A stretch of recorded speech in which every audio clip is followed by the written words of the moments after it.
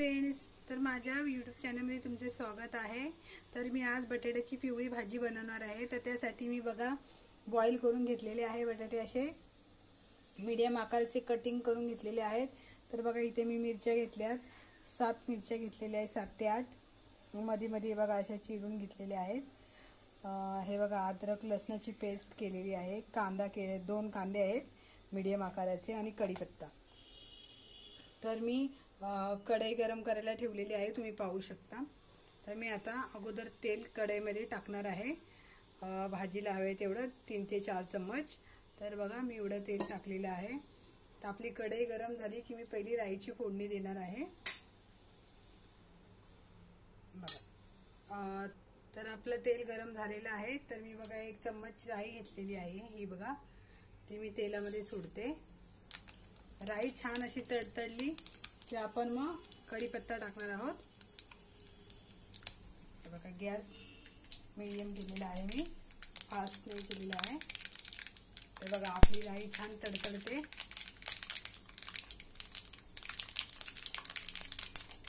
तर आता मी कढीपत्ता टाकणार आहे, गॅस स्लो करायचा आहे, कढीपत्ता तडतडा उडतो तेल म्हणून।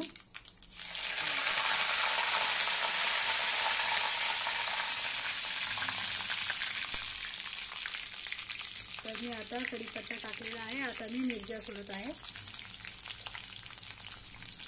तर ह्या तिखट हिरव्या लवंगी मिरच्या आहेत, तुम्हाला जर कमी तिखट हवा असेल तर तुम्ही 2-3 टाकू शकता। आम्ही जास्त तिखट खातो म्हणून मी बघा एवढ्या मिरच्या घेतलेल्या आहेत, 7 ते 8। आता ह्या मिरच्या थोड्या हे झाल्या, थोड्याशा कलर यायला लागल्या, तर आपण अद्रक लसणाची पेस्ट टाकूया। हे बघा, हे बघा मिरचीला बघा छान असा कलर आलेला आहे। तर आता आपण अद्रक लसणाची पेस्ट टाकणार आहोत।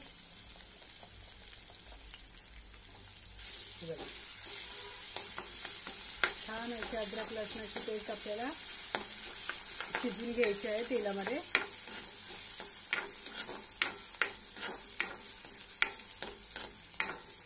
अद्रक लसणाच्या पेस्टला शिजवायला काही वेळ लागत नाही। तर आता मी कांदा कट केलेला आहे, मी आता कांदा घेणार आहे। बघा मी 2 कांदे घेतलेले आहे मीडियम आकाराचे, कारण की बटाट्याच्या भाजीमध्ये कांदा खूप छान लागतो म्हणून। तर मी आता सगळा कांदा घेत आहे, हे बघा एवढा उरलेला कांदा आहे, तो पण घेणार आहे सगळा। तर तुम्ही बघू शकता मी आता सगळा कांदा घेतलेला आहे। बटाटे जास्त दिवस ठेवले की मोड येतात, तर मी आज विचार केला बटाटे जास्तीचे मोड येतील त्या अगोदरच थोडेसे मोड आलेले पाहिले, म्हणून मी ठरवलं की आज बटाट्याची भाजी करूया।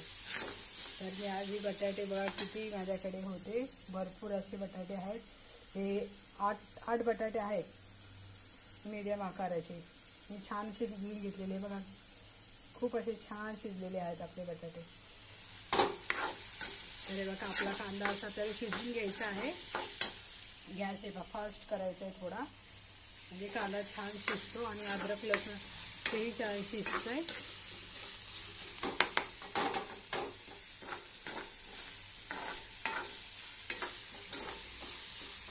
आणि बटाट्याच्या भाजीला काही जास्त वेळ लागत नाही, त्यासाठी मी पटापट कांदा भाजून घेते। कांदा तयार व्हायला आलेला आहे आपला भाजून, बघा छान शिजला आहे कांदा पण। तुम्हाला जर जिरे टाकायचं असेल तर जिरेही टाकू शकता फोडणीला, आम्हाला जिरे आवडत नाही, आम्हाला राईस आवडते बटाट्याच्या भाजीला फोडणीला, म्हणून मी टाकलेली आहे। तर आता आपल्याला 1 चम्मच हळद घ्यायची आहे, तुम्ही पाहू शकता मी 1 चम्मच हळद घेते।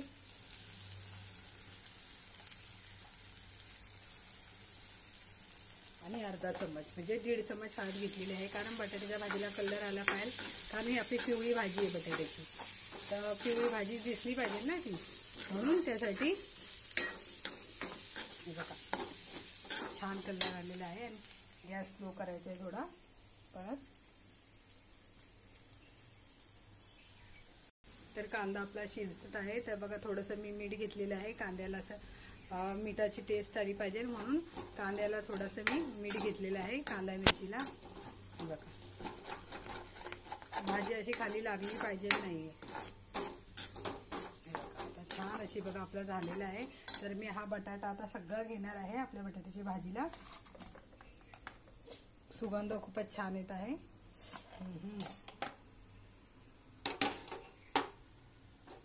तर बघा मी हा सगळा बटाटा घेत आहे थोडा थोडा करून.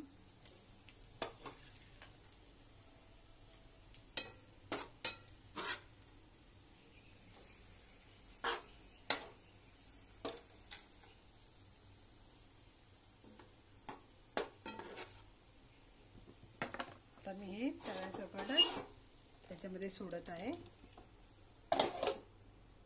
बघा बघू शकता मी सगळा बटाटा हा सोडत आहे असा.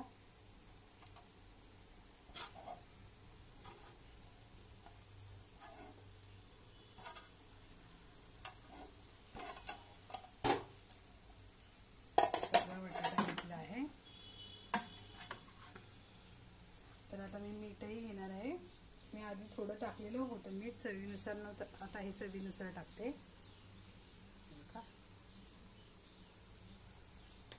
आणि गॅस थोडा मीडियम करायचा आहे, स्लो नाही करायचा आहे. तर मी आता ही बटाट्याची भाजी छान अशी कांदा परत मिरची हे सगळे एकजीव झाले पाहिजे. आपले कलरही आला पाहिजे. बघा किती छान कलर येत आहे आपल्या भाजीला. बघा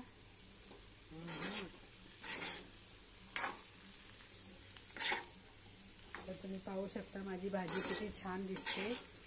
खूप छान पिवळी भाजी झालेली आपली बटाट्याची.